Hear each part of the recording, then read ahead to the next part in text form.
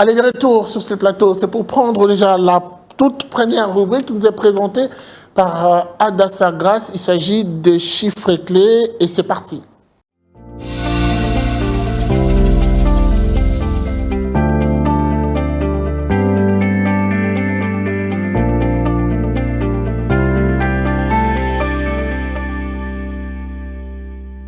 Combien le gouvernement a prévu sur le marché local? Oui, on parle du marché financier local, des obligations du Trésor au 28 mai 2024. On en parle avec Adassa Grace qui est déjà avec nous. Bienvenue à vous. Merci beaucoup. Alors, Madame Adassa Grace, avant de parler de ce que le gouvernement a prévu, ce fonds, j'aimerais qu'on commence avec l'évolution du taux d'échange en République démocratique du Congo. Qu'est-ce que l'on peut retenir? Voilà, à l'officiel, $1 s'échange à 2794 francs congolais. Un franc CFA s'est monnaie à 4,61 francs congolais, allais-je dire, et 1 euro revient à 3025 francs congolais. Sur le marché parallèle, nous avons ciblé Kitambo et dans ces coins de la ville, $1 s'échange à 2800 francs congolais. Un franc CFA s'est monnaie à 4,62 francs congolais et enfin 1 euro revient à 3030 francs congolais.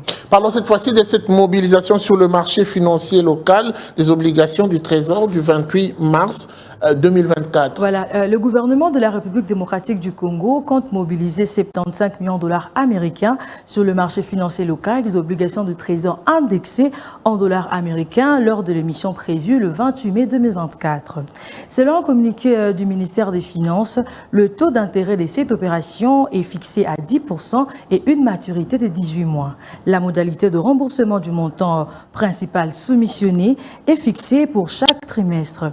Signalons que les soumissions sont attendues le mardi 28 mai 2024 au siège de la Banque centrale du Congo à partir de 11 h. C'est un concept qui revient très souvent et d'ailleurs beaucoup plus utilisé ici chez nous à Zoom-Eco, live principalement, et ceux qui nous suivent ont besoin d'en savoir plus. Qu'est-ce que l'on peut comprendre par obligation du Trésor? Parlons du Trésor indexé. Nous dirons que les Trésors indexés sont des titres de créances à moyen et à long terme émis par l'État pour financer son endettement.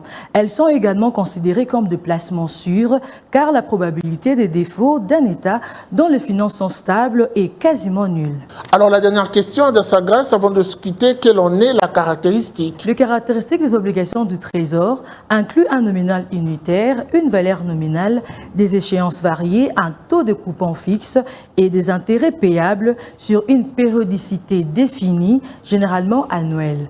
Notons que les obligations du Trésor sont émises par adjudication à prix multiples et aussi les montants nets touchés par l'émetteur correspond à la valeur nominale retenue multipliée par le prix à moyen pondéré. Merci beaucoup pour ces précisions, Madame Adassa Grace. Je rappelle que vous étiez à la présentation des chiffres clés. C'était un plaisir.